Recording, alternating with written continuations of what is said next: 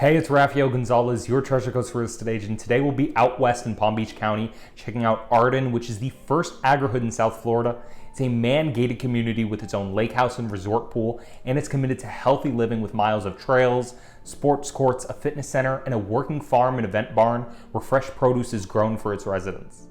So here we have the Newport by GL Homes. The Newport is going to give you 2,268 square feet under air, 3 bedrooms and a den that can be converted into a 4th bedroom, 3 bathrooms. What I love about this home is one of the bedrooms is oversized and has its own walk-in closet, ensuite, and separate entrance from a patio on the side of the house. So it can almost work as an attached mother-in-law suite for multi-generational living, whether you're taking care of an aging parent or adult children.